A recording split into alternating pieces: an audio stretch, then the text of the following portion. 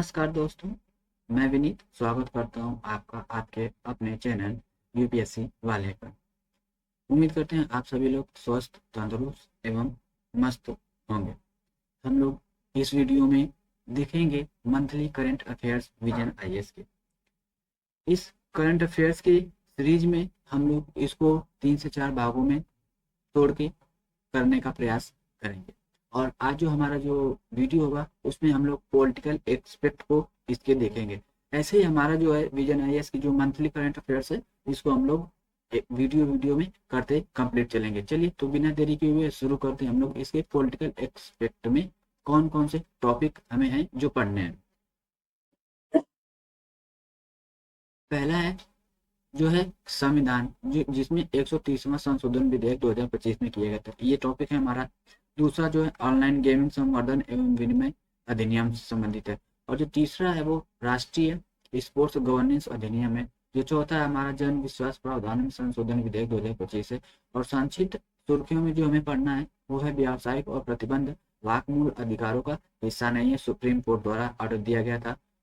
जो हमारा है अगला टॉपिक ओसीआई कार्ड धारकों के विषय में पढ़ना है। हम भारत के उपराष्ट्रपति के विषय में पढ़ेंगे और राष्ट्रीय सहकारी विकास निगम के विषय में चर्चा करेंगे।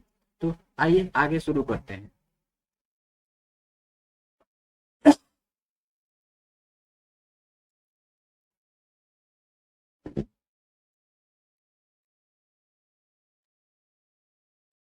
तो हमारा ये पॉलिटिकल एस्पेक्ट से हम शुरू करते हैं।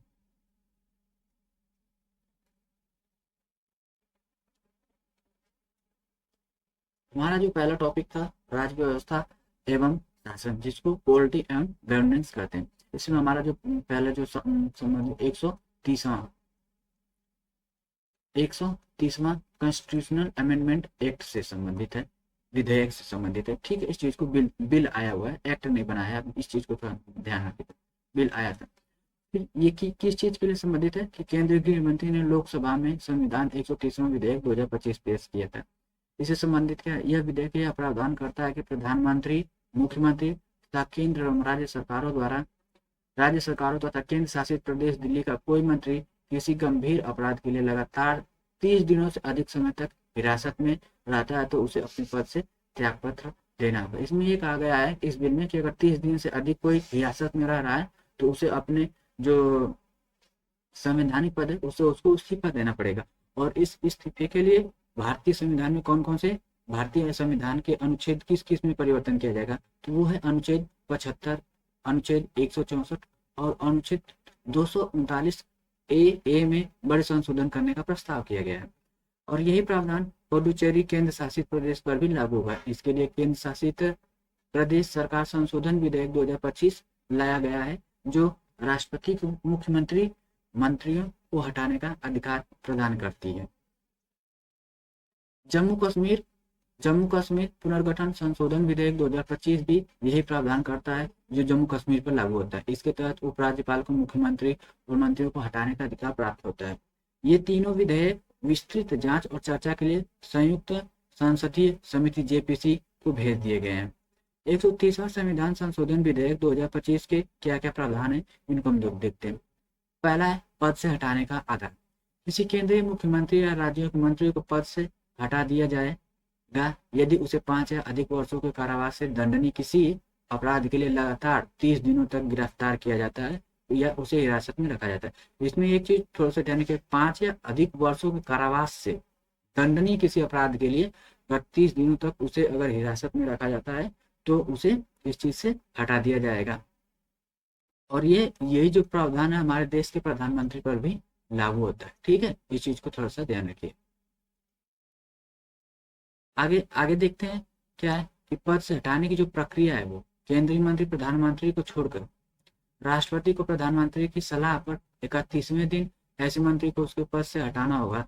यदि प्रधानमंत्री 31वें दिन तक कोई सलाह नहीं देता है तो मंत्री स्वतः 31वें दिन से पद मुक्त माना जाएगा। राज्यों के मंत्री के संदर्भ में क्या है, मुख्यमंत्री को छोड़कर, और इसमें जो प्रधानमंत्री को छोड़कर, ठीक है, और राज्य के संबंध में मुख्यमंत्री को छोड़कर।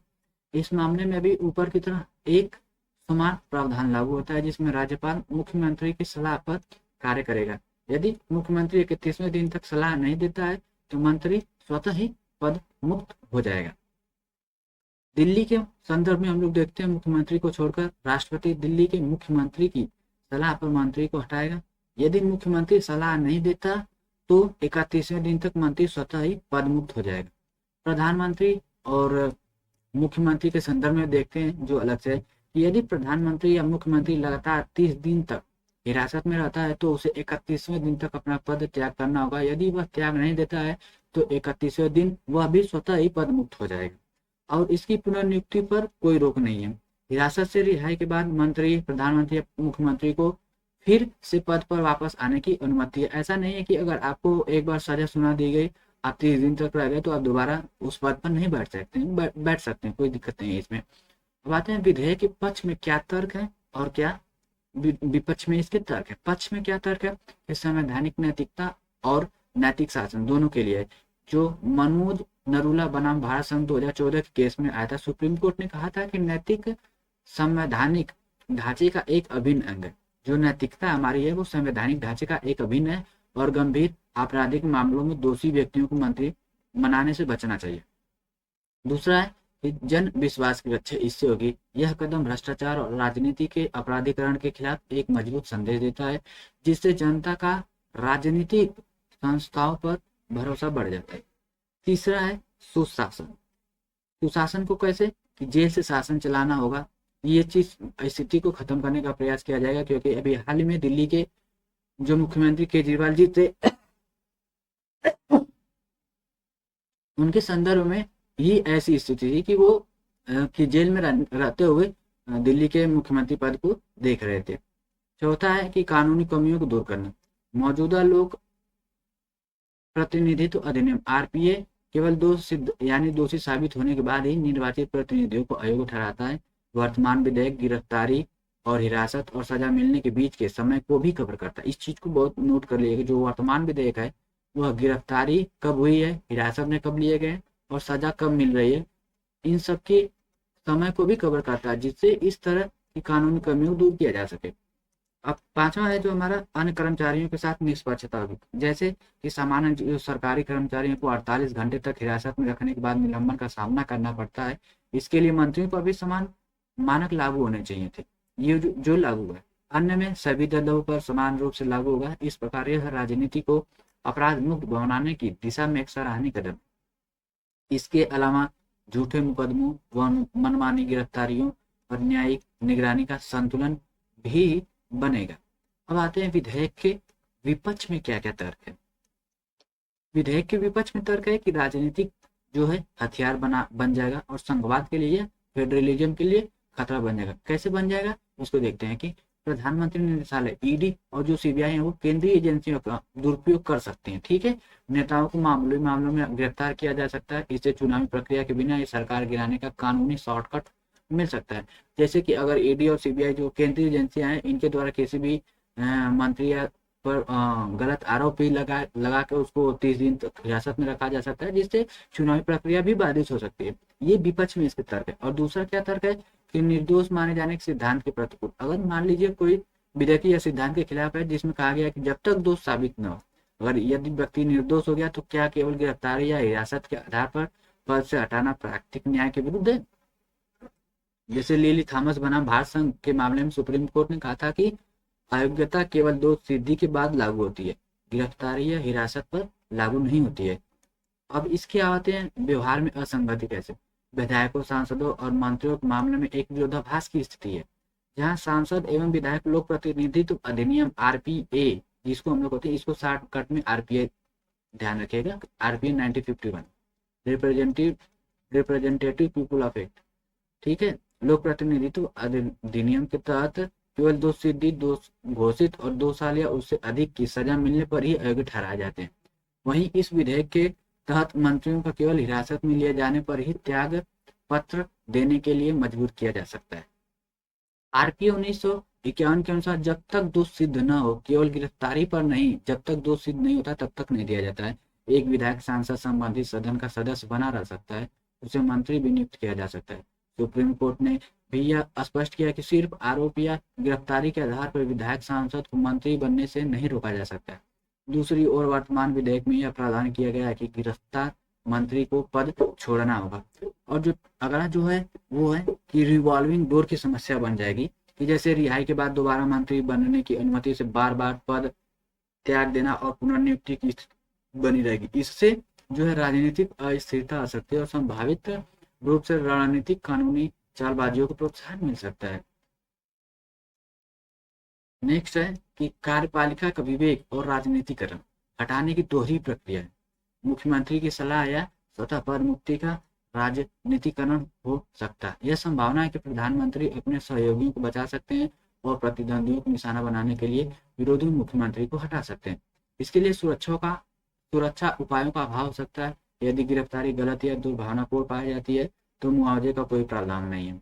यह प्रिवेंटिव डिटेंशन और गैर कानूनी गतिविधि रोकथाम अधिनियम UAPA ऊपर 1967 जिसको कहते हैं। फिर दूसरा है धन शोधन निवारण अधिनियम PMLA 2002 जैसे कानूनों के दुरुपयोग को बढ़ावा जा सकता है।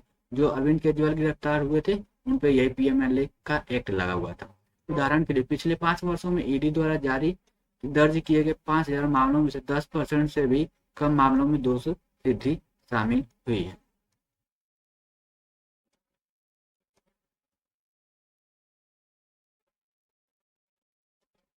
अब आगे चलते हैं।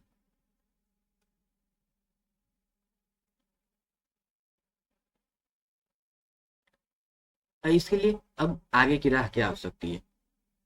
आगे की राह के लिए अंतरिम निलंबन दिया जा सकता है। इसमें सुधार मतलब क्या क्या संशोधन किया जा सकते हैं। मंत्री को सीधे पद से हटाने के बजाय कानून में प्रावधान किया जाना चाहिए कि मुकदमे के दौरान मंत्री केवल अपने अधिकारों और कामकाज से अस्थायी रूप से निलंबित रहे। इससे शासन चलता रहे तथा जवाबदेही भी बनी रहे। और राजनीतिक दलों की भूमिका मजबूत करना, राजनीतिक दलों को आत्म अनुशासन अपनाना चाहिए और आपराधिक रिकॉर्ड वाले उम्मीदवारों को टिकट नहीं देना चाहिए। विधि आयोग की सिफारिश 5 वर्षों तक के कारावास की सजा वाले अपराधों के लिए आरोप तय करने को अयोग्यता का एक अतिरिक्त आधार बनाया जाना चाहिए। इससे प्रारंभिक न्यायिक जांच सुनिश्चित करके तुच्छ या राजनीतिक रूप से प्रेरित गिरफ्तारियों को रोका जा सकेगा। चौथा है कि जमानत को सामान्य नियम बनाना। पांचवा, आपराधिक मामलों में तेजी लाना। केवल गिरफ्तारी के आधार पर मंत्रियों को अयोग्य ठहराने के बजाय मंत्रियों के खिलाफ गंभीर आपराधिक मामलों में न्यायिक तेजी लाने पर ध्यान केंद्रित किया जाना चाहिए ताकि निष्पक्ष जांच एवं त्वरित सुनवाई सुनिश्चित हो सके। एक स्वतंत्र समीक्षा तंत्र स्थापित करना। एक स्वतंत्र न्यायाधिकरण या न्यायिक पैनल बनाया जा सकता है जो यह तय करे कि मंत्री को हटाने की शर्तें पूरी हुई हैं या नहीं। इससे कार्यपालिका के अतिक्रमण को रोका जा सकेगा तथा कानून का निष्पक्ष पालन सुनिश्चित हो सकेगा। इसमें हम लोग जो बॉक्स है उसमें संबंधित देख लेते हैं कि अपराधों के बाद अयोग्यता के लिए मौजूदा हमारे पास कानूनी ढांचा और निर्णय कौन कौन से हैं जो कि मेंस राइटिंग में लिखने में आपने अगर कानूनी ढांचा को दे दिया या फिर किसी निर्णय को आपने मेंशन कर दिया ना तो वो आपका बेस्ट आंसर राइटिंग का प्रक्रिया मानी जाती है। तो इसमें देख लेते हैं आरपीए देख लेते हैं। 1951 आरपीए की धारा 8+3 इसके तहत यदि किसी विधायक सांसद को कुछ आपराधिक मामलों में दोषी ठहराया जाता है तो कम से कम 2 साल की सजा सुनाई जाती है। और अगर यदि वह चुनाव लड़ने या पद पर बने रहने के लिए अयोग्य हो जाता है, अगर 2 साल तक अगर सजा सुना दी गई तो वो चुनाव नहीं लड़ सकता। ठीक है, इस चीज को ध्यान रखिएगा। फिर है लिली थॉमस 2013 बाद का निर्णय क्या था? सुप्रीम कोर्ट ने आरपीए की धारा 8 क्लास 4 को रद्द कर दिया जिसमें दोष सिद्धि के खिलाफ अपील दायर करने पर वर्तमान सदस्य अयोग्यता से बच जाता था। जैसे इसमें 8 क्लास 3 थी 90 दिन के अंदर अगर आपने अपील कर दी तो आप अपराध से बच सकते थे। उस चीज को उसने रद्द कर दिया सुप्रीम कोर्ट ने लिली थॉमस वाले में केस में। अब मनोज नरूला बनाम भारत संघ 2014 बाद में क्या है कि कोर्ट ने कहा कि आपराधिक पृष्ठभूमि वाले लोगों को मंत्री बनाने पर कोई कानूनी रोक नहीं है, लेकिन प्रधानमंत्री को आपराधिक पृष्ठभूमि वाले व्यक्तियों, विशेष रूप से गंभीर अपराधों वाले व्यक्तियों को मंत्री बनाने से बचना चाहिए। जो भी है मतलब जो भी पार्टी है वो ऐसे लोगों को और टिकट ना दे जो जिनका जो पृष्ठभूमि है वो आपराधिक हो। तो इन सब चीजों से ऑटोमेटिक आप लोग बच सकते हैं। लेकिन देना क्या पार्टियों को, सभी वो आपराधिक जो पृष्ठभूमि और जिनकी पकड़ होती है वो उन्हीं को ही टिकट देती है अधिकतर। पब्लिक इंटरेस्ट फाउंडेशन 2018 की जनहित याचिका क्या थी कि कोर्ट ने कहा कि कानून से बाहर जाकर नए योग्यता के आधार नहीं जोड़े जा सकते। संसद को चाहिए कि वह ऐसा कानून बनाए जिससे राजनीतिक दल गंभीर अपराधियों की सदस्यता रद्द करे जिन्हें चुनावी टिकट न दे। भारत निर्वाचन आयोग 2016 में इसने लोक प्रतिनिधि अधिनियम में संशोधन की सिफारिश की थी ताकि ऐसे व्यक्तियों को चुनाव लड़ने से रोका जा सके जिनके खिलाफ अदालत द्वारा कम से कम 5 साल के कारावास से दंडनीय अपराध के लिए आरोप तय किए गए हों। नेक्स्ट चलते हैं आगे।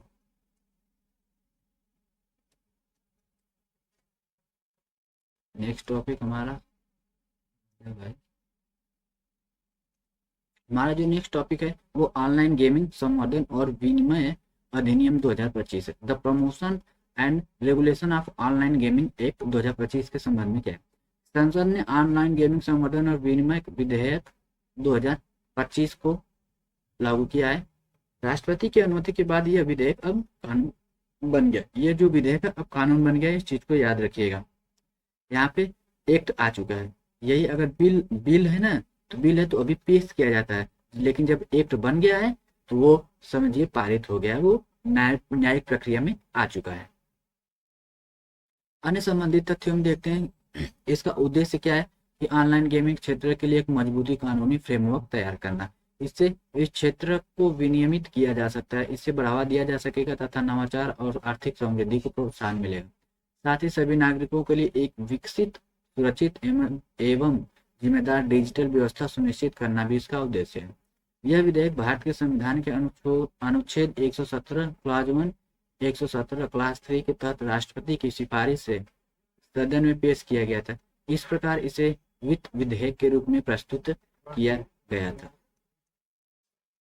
आपका अनुच्छेद 117 1 क्या है और अनुच्छेद 117 क्लॉज 3 क्या है, देख लेते हैं।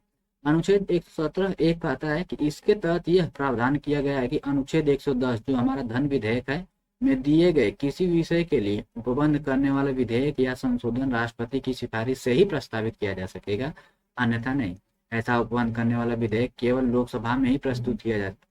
आपको पता ही होगा कि जो धन विधेयक है वो सबसे केवल लोकसभा में ही पेश किया जा सकता है। सर्वप्रथम लोकसभा में जाता है, राज्यसभा में भी जाता है, लेकिन उस पर उसने विलंबकारी शक्ति नहीं है, सिर्फ 14 दिन की है। 14 दिन के अंदर उसको धन विधेयक को ही रिटर्न देना ही होता है बिना संशोधन के। इसमें कोई राज्यसभा की कोई शक्ति नहीं। इस चीज को थोड़ा सा ध्यान रखिएगा। लोकसभा धन विधेयक के मामले में लोकसभा की शक्ति सर्वोपरि है। अनुच्छेद 117 क्लॉज 3 भारत की संचित निधि से होने वाले किसी व्यय से संबंधित विधेयक संसद के किसी भी सदन द्वारा तब तक पारित नहीं किया जाएगा जब तक राष्ट्रपति ने उस सदन से विधेयक पर विचार करने की सिफारिश नहीं की। इस चीज को थोड़ा सा ध्यान रखिएगा। अब इस कानून की आवश्यकता क्यों पड़ी?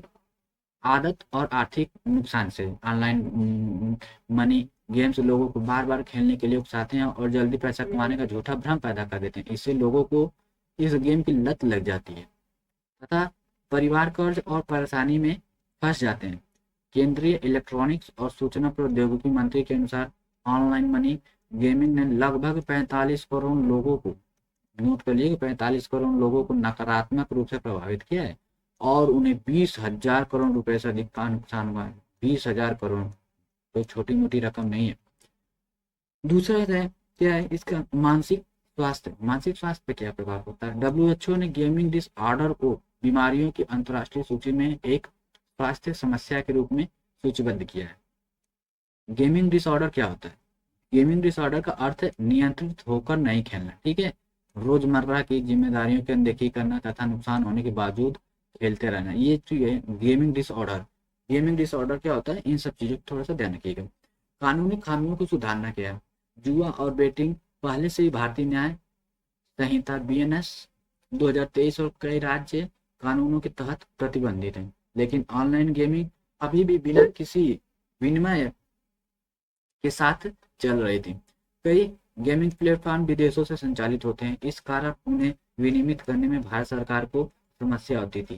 साथ ही राज्यों के बीच भी ऑनलाइन गेमिंग के विनियमन को लेकर कानूनी असमानताएं विद्यमान थी। राष्ट्रीय सुरक्षा के लिए खतरा।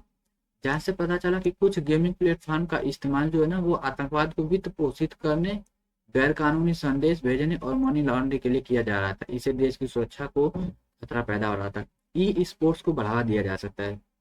यह विधेयक सकारात्मक डिजिटल सहभागिता को प्रोत्साहित करता है तथा ई स्पोर्ट्स क्षेत्र में रचनात्मक अर्थव्यवस्था एवं नवाचार को बढ़ावा देता है। अधिनियम के प्रमुख प्रावधान पर प्रमुख परिभाषाएं। ऑनलाइन गेम्स क्या होती है? ऐसे सभी गेम्स जो इलेक्ट्रॉनिक या डिजिटल डिवाइस पर खेले जाते हैं और जिन्हें इंटरनेट या किसी अन्य इलेक्ट्रॉनिक संचार तकनीक की मदद से सॉफ्टवेयर के रूप में चलाया एवं संचालित किया जाता है। ऑनलाइन गेम्स की श्रेणियां क्या होती है? ई स्पोर्ट्स प्रतिस्पर्धी डिजिटल खेल जहां टीमें या व्यक्ति संगठित टूर्नामेंट में भाग लेते हैं। इनमें रणनीति, तालमेल और उन्नत निर्णय लेने की क्षमता जरूरत होती है। उदाहरण के लिए वेद विंजे बॉय बॉम पोकेमॉन गो वर्ल्ड चैंपियन 2025 जीतने वाले पहले भारतीय खिलाड़ी बने हैं। ऑनलाइन सोशल गेम्स में ऐसे खेल जो रोजमर्रा की मनोरंजन गतिविधियों का हिस्सा होते हैं, ये अधिकतर कौशल आधारित होते हैं और इनका जो उद्देश्य होता है वो मनोरंजन, सीखने या सामाजिक संपर्क को बढ़ावा देना होता है। उदाहरण के तौर पर ऑनलाइन शब्द आधारित गेम व्हाट कहते हैं जिसका, ठीक है। अब आते हैं ऑनलाइन मनी गेम्स। अगला जो पड़ा हुआ है हमारा कि ऐसे खेल जिसमें खिलाड़ी को खेलने के लिए शुल्क देना या पैसा जमा करना होता है और बदले में वो पैसे या अन्य इनाम जीतने की उम्मीद रखता है, ये ऑनलाइन मनी गेम्स है। ये खेल चाहे कौशल पर आधारित हो, संयोग पर आधारित हो या दोनों पर, लेकिन इनमें ई स्पोर्ट शामिल नहीं होता। उदाहरण के लिए ड्रीम 11, रमी, पोकर, विंजो, ये जो है ऑनलाइन मनी गेम्स है। इनमें किसी भी प्रकार का ई स्पोर्ट्स गेम शामिल नहीं होता है। अब आते हैं लागू होने का क्षेत्र क्या है। यह कानून पूरे भारत में लागू होगा और उन ऑनलाइन मनी गेमिंग सेवाओं पर भी लागू होगा जो भारत के भीतर उपलब्ध कराई जाती हैं या विदेशों से संचालित होकर भारत में उपलब्ध कराई जाती हैं। ऑनलाइन मनी गेम्स पर पूर्ण प्रतिबंध। ऑनलाइन मनी गेम्स जिन्हें रियल मनी गेम्स भी कहा जाता है और उनसे जुड़ी सेवाओं पर पूरी तरह रोक लगाई जाएगी।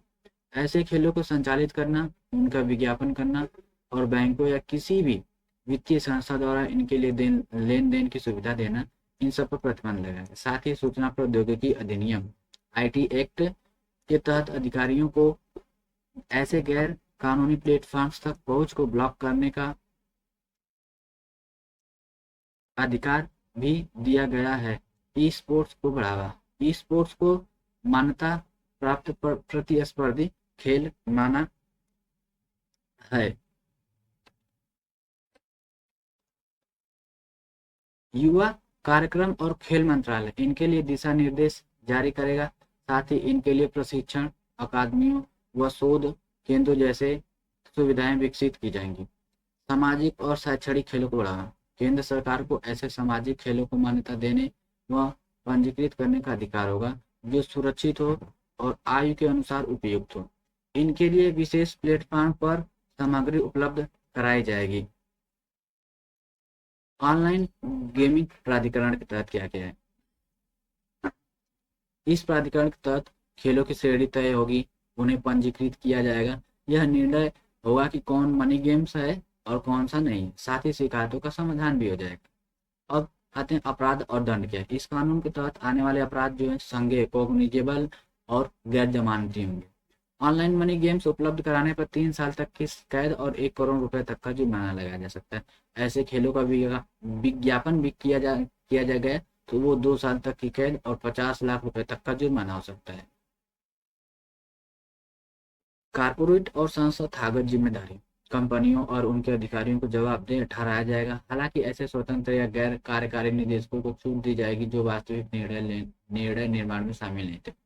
जांच और प्रवर्तन के अधिकार। केंद्र सरकार अधिकारियों को जांच, तलाशी एवं जब्ती के लिए अधिकृत कर सकती है।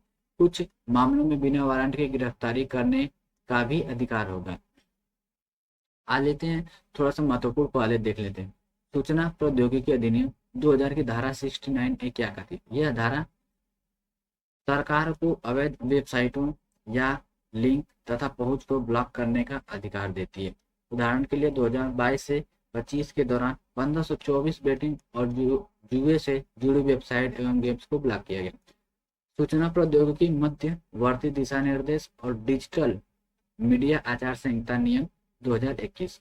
ये नियम ऑनलाइन गेमिंग प्लेटफॉर्म के लिए नियम तय करते हैं। उदाहरण के तौर पर मध्यवर्तियों का स्व विनियामक नियम को या सार्वजनिक के साथ पंजीकरण।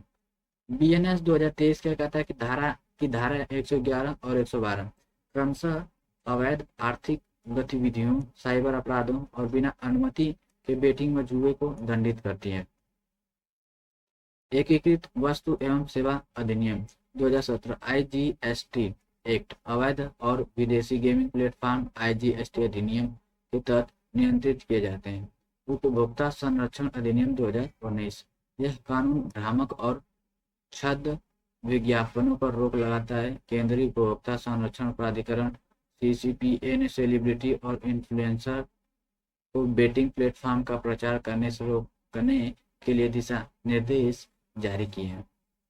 हालांकि जो यह अधिनियम जो है ई स्पोर्ट्स को बढ़ावा देने और डिजिटल युग में नागरिकों की सुरक्षा के संदर्भ में कई लाभ भी प्रदान करता है, लेकिन यह नीतिगत अस्थिरता और अनिश्चितता को लेकर चिंता भी पैदा करता है। तेजी से बढ़ते ऑनलाइन मनी गेमिंग क्षेत्र पर अचानक प्रतिबंध लगाने से नीतिगत असंगतता की धारा पैदा होने का खतरा है। इससे उद्योग और निवेशकों का विश्वास कमजोर हो सकता है। खासकर भारत में विदेशी निवेश के प्रवाह पर नकारात्मक असर पड़ सकता है।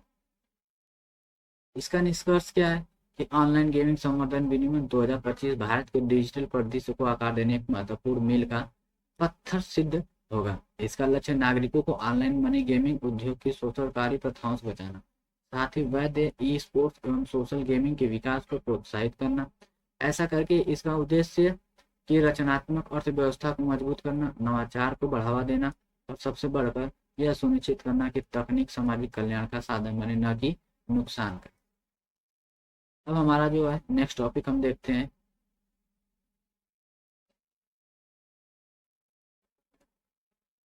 राष्ट्रीय स्पोर्ट्स गवर्नेंस अधिनियम 2025 क्या कहता है। सुर्खियों में क्यों रहा है? इसको राष्ट्रपति के द्वारा स्वीकृति प्रदान कर दी गई। भारत में खेलों को गवर्नेंस के संदर्भ पे कर सकते हैं। इसको संविधान की इसको हम लोग इथिक्स पेपर 4 से भी जोड़ सकते हैं। इथिक्स जीएस का पेपर 4 को संविधान की 7वीं अनुसूची की राज्य सूची के प्रविष्टि 33 के अनुसार खेलों का विनियमन जो है वो राज्य के अधिकार क्षेत्र में आता है। मौजूदा नीतियों में राष्ट्रीय खेल नीति एनएसपी तथा खेल प्रसारण संग्रह प्रसार भारती के साथ अनिवार्य हिस्सेदारी अधिनियम 2007 शामिल है। राष्ट्रीय खेल नीति 1984 में बनी थी तथा 2001 में संशोधित की गई थी। इस चीज को थोड़ा सा ध्यान रखिएगा। राष्ट्रीय खेल नीति 1984 में बनी थी और 2001 में संशोधित की गई। कुछ डाटा होते हैं जो हमें याद रखना होता है, बाकी सारी चीजें आप नॉलेज में रखिए, बस पढ़ते जाइए। सारी चीज आपको दिमाग में जैसे ही प्रश्न आएगा ना वो दिमाग में आपका हिट करने लगेंगे। चलिए आगे चलते हैं। केंद्रीय मंत्रिमंडल ने 2001 की नीति को प्रतिस्थापित करते हुए राष्ट्रीय खेल नीति 2025 को मंजूरी दी। नई नीति 5 मुख्य स्तंभों पर आधारित है। ये स्तंभ है वैश्विक स्तर पर उत्कृष्टता, आर्थिक विकास, सामाजिक विकास, एक जन आंदोलन के रूप में खेल तथा राष्ट्रीय शिक्षा नीति 2020 के साथ एकीकरण। इसके लिए प्रमुख विनियामक संस्थाएं कौन कौन सी होंगी? युवा कार्यक्रम और खेल मंत्रालय MYS युवा कार्यक्रम और खेल मंत्रालय यह राष्ट्रीय खेल नीति तैयार करने, उससे संबंधित वित्त पोषण करने और विकास कार्यक्रमों को लागू करने के लिए जिम्मेदार। भारतीय खेल प्राधिकरण साई यह खेल से संबंधित नीतियां और दिशा निर्देश निर्धारित करता है। भारतीय ओलंपिक संघ IOA यह ओलंपिक खेलों और अन्य अंतर्राष्ट्रीय बहु खेल आयोजनों में भारत की भागीदारी सुनिश्चित करने के लिए जिम्मेदार है। राष्ट्रीय खेल महासंघ 50 से अधिक NSF अपने अपने क्षेत्र के खेलों का संचालन करते हैं। अधिनियम के मुख्य प्रावधानों पर एक नजर। राष्ट्रीय खेल शासी निकाय NSB की स्थापना निम्नलिखित निकायों में संबंधित राष्ट्रीय खेल शासी निकाय के रूप में स्थापित किया गया। राष्ट्रीय ओलंपिक समिति NOC यह भारत में ओलंपिक खेलों के लिए एकमात्र शासी निकाय है। राष्ट्रीय पैरालंपिक समिति NPC यह पैरालंपिक खेलों के लिए एकमात्र शासी निकाय है। राष्ट्रीय खेल संघ NSF, क्षेत्रीय खेल संघ RSF आदि ये निकाय संबंधित अंतर्राष्ट्रीय निकाय से संबंध होंगे तथा राज्य और जिला स्तर पर इनकी संबंध इकाइयां होंगी। ये इन निकायों को संचालन अंतर्राष्ट्रीय चार्टर और नियमों के अनुसार होगा। राष्ट्रीय खेल बोर्ड इसे किसी भी खेल संगठन को राष्ट्रीय खेल शासी निकाय के रूप में मान्यता देने का अधिकार होगा। साथ ही यह उनकी संबद्ध इकाइयों का पंजीकरण भी करेगा। केवल मान्यता प्राप्त संस्थाएं ही केंद्र सरकार से वित्त पोषण प्राप्त करेंगी। राष्ट्रीय खेल शासी निकाय एनएसबी को अपने हितधारकों के लिए एक आचार संहिता तैयार करनी होगी। इसमें नैतिक और उचित आचरण के लिए न्यूनतम मानक अधिकार निर्धारित किए जाएंगे। राष्ट्रीय खेल शासी निकाय एनएसबी राष्ट्रीय खेल बोर्ड के दिशा निर्देशानुसार यह संहिता तैयार करेगी। मान्यता प्राप्त संगठन को आरटीआई अधिनियम 2005 के तहत सार्वजनिक प्राधिकरण माना जाएगा। केंद्र सरकार बोर्ड की संरचना तय करेगी। खोज सह चयन समिति की सिफारिशों के आधार पर नियुक्ति करेगा। बोर्ड में नियुक्त होने के लिए व्यक्ति को लोक प्रशासन, खेल कानून और अन्य संबंधित क्षेत्रों में विशेष ज्ञान या अनुभव होना चाहिए। बोर्ड में अगर लोग हैं तो उनका अनुभव होना चाहिए। राष्ट्रीय खेल अधिकरण देखते हैं, नेशनल स्पोर्ट ट्रिब्यूनल क्या कहता है। इसका जो कार्य है ना, खेल संबंधित विवादों का शीघ्र समाधान करना। फिर है, हालांकि अंतर्राष्ट्रीय निकायों द्वारा आयोजित खेलों और राष्ट्रीय खेल शासित निकायों का आंतरिक विवादों पर इसका अधिकार क्षेत्र नहीं हो। इस चीज को याद रखिएगा कि अंतर्राष्ट्रीय निकाय तथा आयोजित खेलों को जो अंतर्राष्ट्रीय निकाय द्वारा संगठित खेल हैं उन पे इनका अधिकार नहीं होगा। राष्ट्रीय खेल सिर्फ भारत के संदर्भ में होगा। चुनाव की निगरानी, केंद्र सरकार राष्ट्रीय खेल शासी निकायों के चुनाव की निगरानी के लिए निर्वाचन अधिकारियों का एक राष्ट्रीय पैनल जो है गठित करेगी। वो कौन है? केंद्र सरकार है चुनावों की निगरानी के लिए। प्रत्येक राष्ट्रीय खेल शासी निकाय को भी अपने संबद्ध संगठनों के चुनाव की निगरानी के लिए एक निर्वाचन पैनल का गठन करना होगा। केंद्र सरकार की शक्तियां, यदि किसी खेल के प्रचार के लिए लोक हित में आवश्यक हो तो केंद्र सरकार किसी भी राष्ट्रीय निकाय या उसके संबद्ध संगठनों को इस कानून के किसी भी प्रावधान से छूट दे सकती है। भारत में एक व्यापक खेल कानून की आवश्यकता, एक व्यापक और एक समान खेल कानून का अभाव। देश में खेलों के लिए कोई एक समान व समग्र कानून नहीं है। इसकी वजह से नियम अलग अलग और कई बार पुराने हो जाते हैं। उदाहरण के लिए राष्ट्रीय खेल विकास विधेयक 2013 पारित नहीं हो सका है। राष्ट्रीय खेल महासंघों में राजनेताओं का वर्चस्व, न्यूनतम खेल विशेषज्ञता वाले राजनेता अक्सर एनएसएफ में प्रमुख पदों पर आसीन होते हैं। ज्ञातव्य है कि फीफा ने तीसरे पक्ष के अनुचित प्रभाव के कारण अखिल भारतीय फुटबॉल महासंघ को निलंबित कर दिया था। इस चीज को थोड़ा सा ध्यान रखिएगा। ये प्रमुख संगठनों की भूमिका और जिम्मेदारियों से टकरा, जैसा कि भारतीय खेल प्राधिकरण, साई तथा IOA, NSF जैसी संस्थाओं की भूमिका एवं जिम्मेदारी आपस में टकराती है, जिससे भ्रम उत्पन्न होता है, वह देरी होती है। अपर्याप्त वित्त पोषण और उसका सही उपयोग न होना, 2022-23 के लिए आवंटित बजट का 40% से भी कम हिस्सा एथलीट विकास हेतु उपयोग किया गया था। नीतियों का कमजोर क्रियान्वयन, राष्ट्रीय खेल नीति 1984 में लागू, 2001 में संशोधित को सफलतापूर्वक व्यवहार में नहीं लाया। ओलंपिक 2036 की तैयारी कैसी? यह ओलंपिक चार्टर और विश्व की सर्वोत्तम प्रथाओं का अनुपालन सुनिश्चित तौर पर 2036 ओलंपिक के लिए भारत की दावेदारी का समर्थन करता है। निष्कर्ष क्या इसका निकल गया? राष्ट्रीय स्पोर्ट्स गवर्नेंस 2025 का उद्देश्य एक ऐसा खेल तंत्र बनाना है जो पारदर्शी, जवाबदेह और खिलाड़ी केंद्रित हो। यह अंतर्राष्ट्रीय सर्वोत्तम प्रथाओं के अनुरूप होगा और भारतीय खेलों में लगातार उत्कृष्टता सुनिश्चित करने के लिए मजबूत निगरानी व्यवस्था स्थापित करेगा। इससे संबंधित सुर्खियां हम लोग देख लेते हैं। राष्ट्रीय डोपिंग रोधी संशोधन विधेयक 2025 को भी राष्ट्रपति ने मंजूरी दे दी है, जिसका उद्देश्य राष्ट्रीय डोपिंग रोधी अधिनियम 2022 में संशोधन करना है। इस प्रकार यह विधेयक अब अधिनियम बन गया। अधिनियम की मुख्य विशेषताएं क्या है? इस डोपिंग वाले पे ध्यान रखिएगा, इसकी विशेषताएं क्या है? खेलों में डोपिंग प्रतिबंधित दवाओं के उपयोग पर रोक लगाता है, जांच, प्रवर्तन और उल्लंघनों के निपटारे के लिए एक रूपरेखा प्रदान करता है। यह खेलों में डोपिंग के खिलाफ यूनेस्को कन्वेंशन को भी प्रभावी बनाता है। यह राष्ट्रीय डोपिंग रोधी एजेंसी नाडा को डोपिंग रोधी विनियमों को लागू करने के लिए सशक्त बनाता है। राष्ट्रीय डोपिंग रोधी बोर्ड, यह नाडा की गतिविधियों की निगरानी करेगा और डोपिंग रोधी विनियमों पर केंद्र सरकार को सलाह देगा। पहले के अधिनियमों में किए गए परिवर्तन।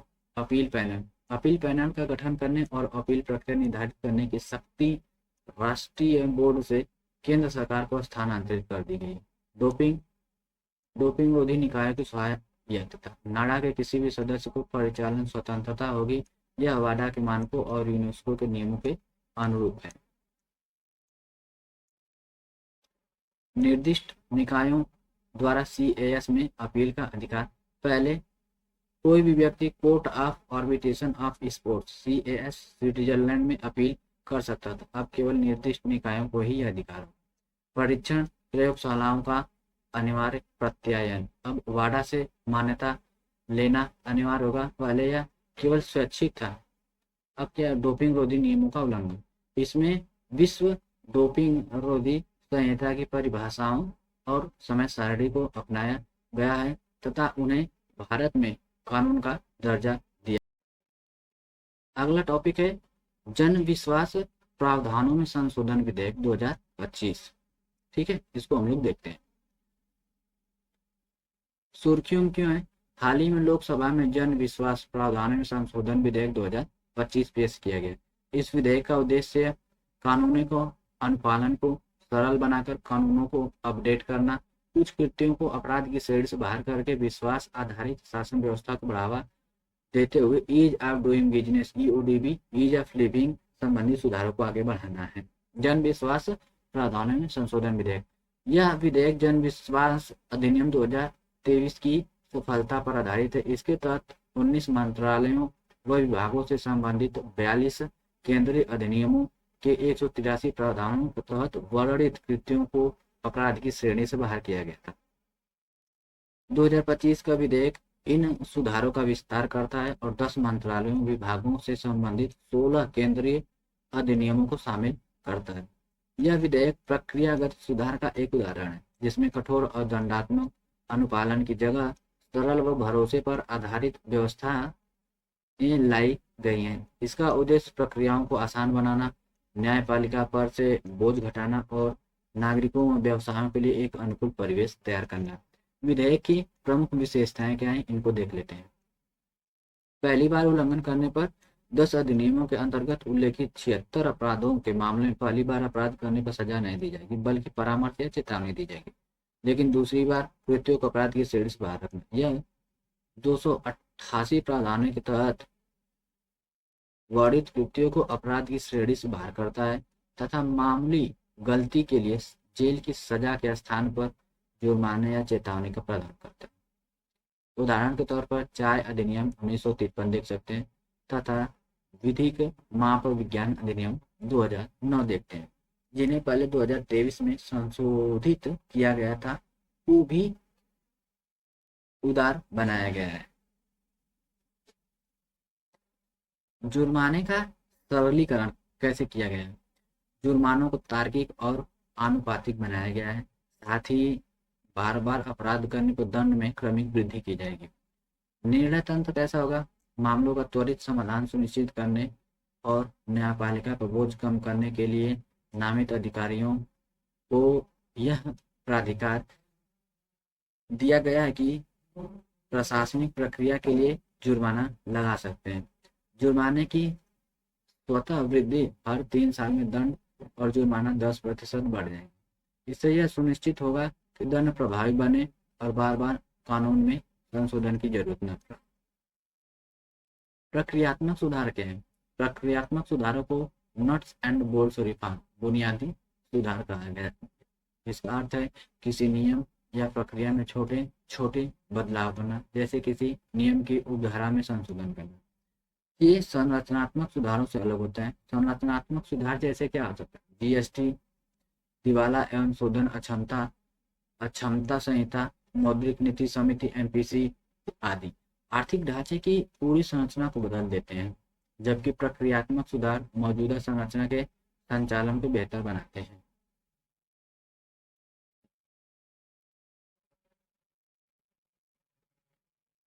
आगे बढ़ते हैं।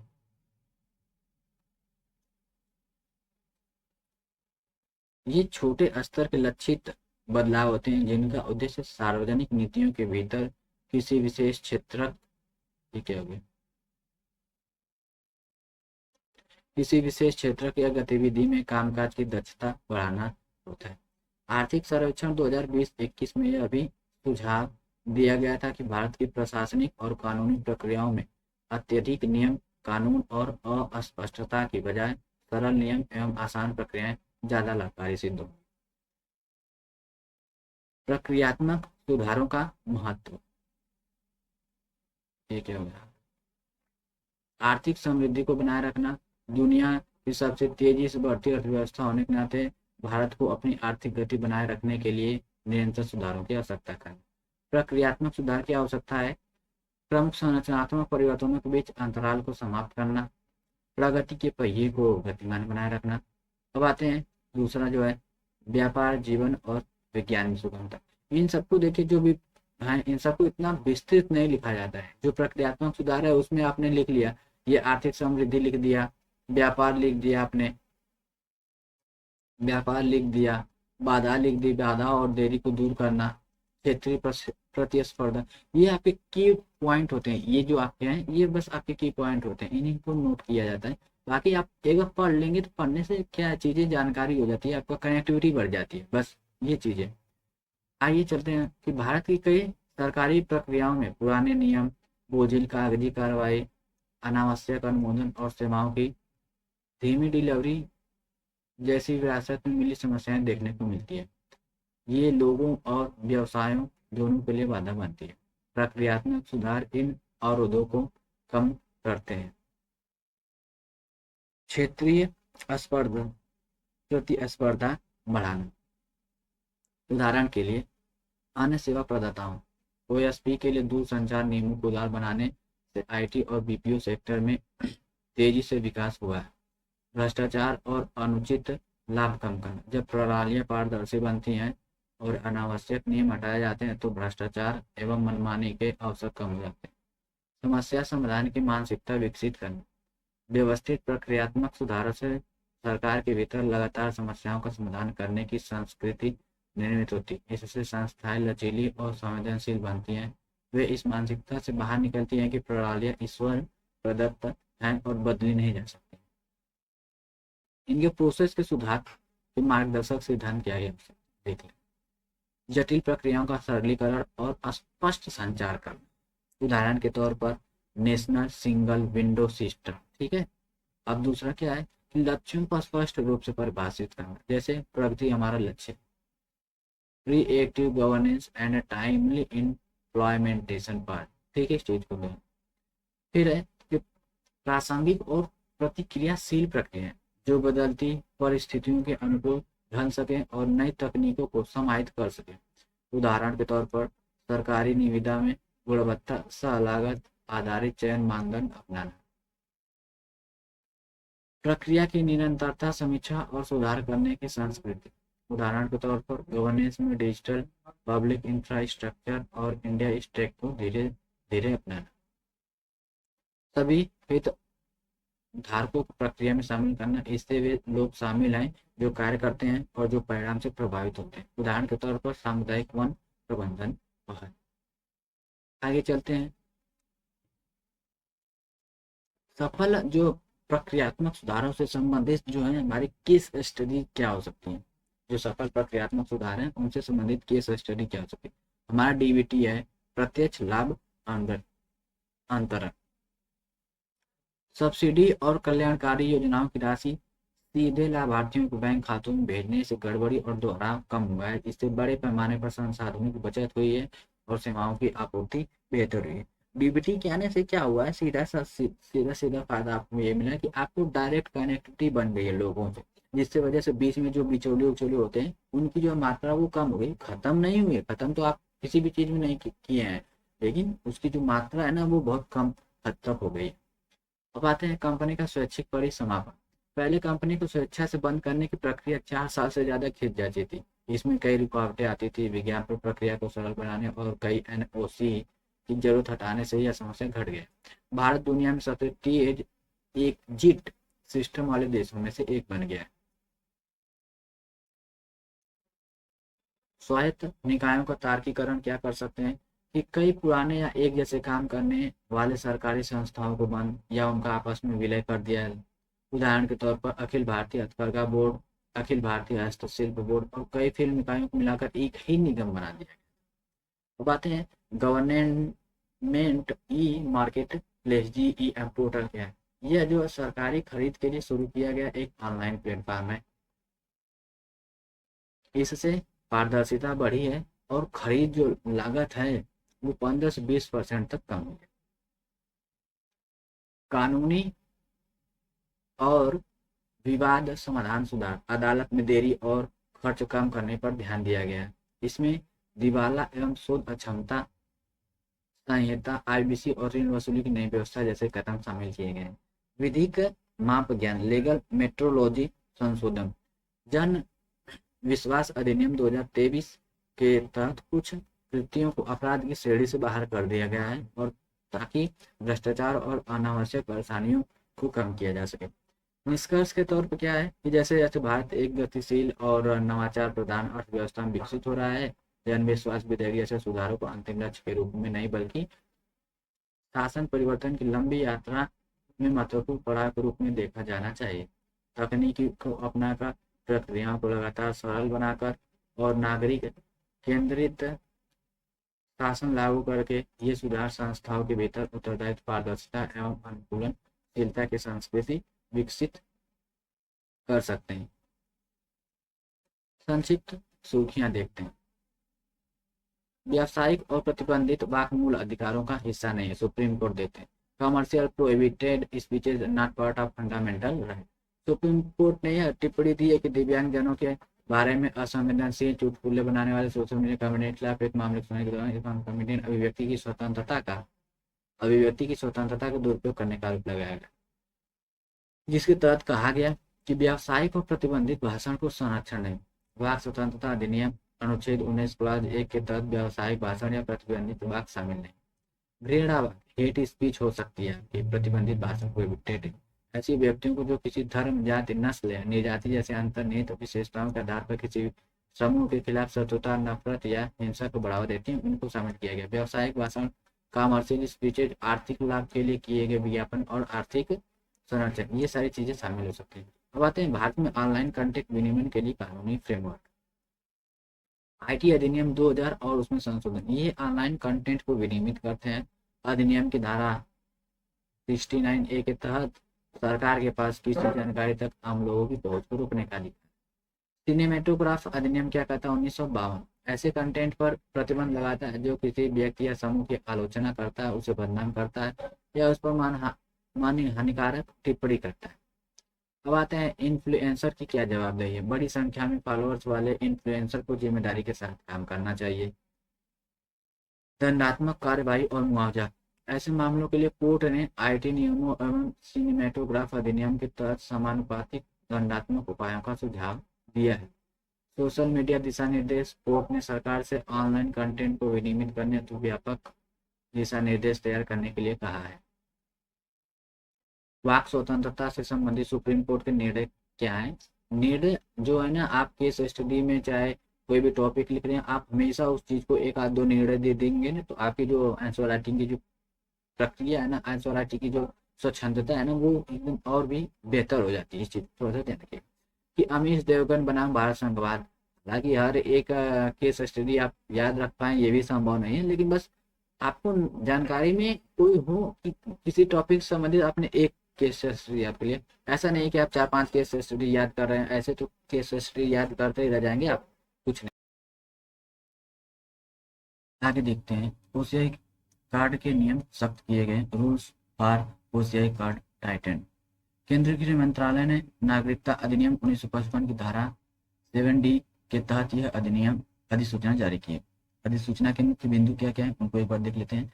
OCI overseas citizen of India होता है का पंजीकरण निम्नलिखित स्थितियों में रद्द किया जा सकता है। पहला है, किसी व्यक्ति को कम से कम 2 साल की जेल की सजा सुनाई गई है, तब उसी स्थिति में रद्द किया जा सकता है। दूसरा, किसी व्यक्ति के खिलाफ ऐसे अपराध के लिए चार्जशीट दायर की गई हो जिसमें 7 साल या उससे अधिक की कैद का प्रावधान हो, उस विधा के दौरान इनकी सदस्यता को रद्द किया जा सकता है। OCI कार्ड होल्डर क्या होता है, इसको देखते हैं कि OCI कार्ड योजना जब कब शुरू की गई थी, वो 2005 में की गई थी। किस अधिनियम के तहत, नागरिकता अधिनियम 1955 के तहत शुरू की गई थी। फिर 2015 में इसमें person of Indian origin PIO card योजना को OCI के साथ मिलाकर PIO मिला दिया गया था तथा सभी PIO कार्ड होल्डरों को OCI कार्ड धारक मान लिया गया था। OCI कोई दोहरी नागरिकता नहीं, यह राजनीतिक अधिकार प्रदान नहीं करता है। इस चीज को थोड़ा सा ध्यान रखिए कि OCI दोहरी नागरिकता नहीं है और ना ही यह राजनीतिक अधिकार प्रदान करता है। OCI पंजीकरण रद्द करने के क्या क्या आधार हैं? धोखाधड़ी से पंजीकरण लिया हो, भारत के संविधान के प्रति असंतोष प्रकट किया हो, भारत की संप्रभुता, अखंडता, सुरक्षा या विदेशों से मैत्रीपूर्ण संबंधों तथा लोकहित के लिए आवश्यक हो आदि। अब के लिए पात्रता एक बार देख लेते हैं। OCI के रूप में पंजीकरण के लिए पात्रता क्या है? कोई भी विदेशी नागरिक OCI के रूप में पंजीकरण के लिए पात्र है यदि वह 26 जनवरी 1950 को या उसके बाद भारत का नागरिक रहा। 26 जनवरी 1950 को भारत का नागरिक बनने के लिए पात्र था या उस क्षेत्र से संबंधित था जो 15 अगस्त 1947 के बाद भारत का हिस्सा बना। या दूसरा है कि उपर्युक्त पात्रताओं के तहत आने वाले नागरिकों का संतान या पोता पोती या परपोता परपोती आदि हो। एक नाबालिग बच्चा जिसके माता पिता दोनों भारत के नागरिक हैं या माता पिता में से कोई एक भारत का नागरिक है या भारत के नागरिक का या विदेशी मूल की पत्नी या OCI कार्ड धारक का कि विदेशी मूल का पति पत्नी जिसका विवाह पंजीकृत हो कम से कम 2 वर्ष तक अस्तित्व में रहा हो। इस चीज को अपवाद के स्वरूप में OCI कार्ड होल्डर जो है किनको नहीं दिया जा सकता है, वो है पाकिस्तान और बांग्लादेश या किसी अन्य देश का नागरिक जो रहा हो जिसे केंद्र सरकार राज्यपत्र में अधिसूचना द्वारा निर्दिष्ट कर सकती है, वह OCI कार्ड होल्डर के लिए पात्र नहीं होगा। अब आइए आगे देखते हैं इनको मिलने वाले लाभ कौन कौन से हैं। इनको जो है आजीवन वीजा की सुविधा उपलब्ध होती है, ये भारत में कई बार आ जा सकते हैं। वास्तव में यह बहुउद्देशीय है, भारत में किसी भी अवधि के लिए ठहरने हेतु विदेशी क्षेत्रीय पंजीकरण अधिकारी या विदेशी पंजीकरण अधिकारी के पास पंजीकरण कराने से छूट मिलती है। आर्थिक, वित्तीय, शिक्षा से जुड़े क्षेत्रों में उन्हें अनिवासी भारतीय NRI के समान सुविधाएं दी जाती हैं। हालांकि कार्ड धारकों को भारत में कृषि भूमि या बागान जैसी परिसंपत्तियों की खरीद की अनुमति नहीं है। अब आइए अगला टॉपिक देखते हैं हमारा क्या कि भारत के उपराष्ट्रपति पद के लिए चुनाव इलेक्शन से संबंधित है, हमारे वाइस प्रेसिडेंट से संबंधित। वाइस प्रेसिडेंट का जो 17 उपराष्ट्रपति चुनाव की तारीख की घोषणा कर दी गई थी उस टाइम पे इनके लिए संवैधानिक प्रावधान क्या क्या है कार्यकाल और रिक्ति के संबंध में। अनुच्छेद 67 जो है के अनुसार उपराष्ट्रपति का कार्यकाल जो है 5 वर्ष का होता है, अनुच्छेद 67 के अनुसार। इन सब चीजों को आप ऐसे शॉर्टकट में लिखते चलिए। अनुच्छेद 67 5 वर्ष कार्यकाल 68 क्लॉज 2 जल्द से जल्द चुनाव अनिवार्यता होता है कि 6 महीने के अंदर करवा लिया जाए, लेकिन कोई बाउंडेशन भी नहीं है कि 6 महीने के अंदर ही कर। ठीक है, इस चीज को थोड़ा सा ध्यान रखें। और निर्वाचक मंडल में देखते हैं इसमें लोकसभा और राज्यसभा दोनों के सदस्य निर्वाचित और मनोनीत शामिल होते हैं। इस चीज को ध्यान रखिए, लोकसभा और राज्यसभा दोनों के सदस्य मनोनीत निर्वाचित होते हैं। वर्तमान में दोनों सदनों को सदस्यों की संख्या 782 है। वर्तमान प्रणाली में मतदान प्रणाली में अनुच्छेद 66(1) के तहत चुनाव एकल संक्रमणीय मत के माध्यम से अनुपातिक प्रतिनिधित्व प्रणाली और गुप्त मतदान द्वारा होता है। इनके प्राधिकार कौन कौन से हैं? अनुच्छेद 324 तथा राष्ट्रपति और उपराष्ट्रपति चुनाव अधिनियम 1952 के तहत शक्तियों का उपयोग करते हुए ECI चुनाव का संचालन करता है। इस चीज को थोड़ा सा ध्यान रखिएगा कि राष्ट्रपति और उपराष्ट्रपति अधिनियम 1952 के तहत जो इलेक्शन कमीशन ऑफ इंडिया है वो इनके चुनाव का संचालन करता है। उपराष्ट्रपति चुनाव की प्रक्रिया के लिए क्या है? नामांकन, 20 प्रस्ताव और 20 अनुमोदक की आवश्यकता होती है। 15,000 रुपये जमानत राशि के रूप में जमा करना अनिवार्य है।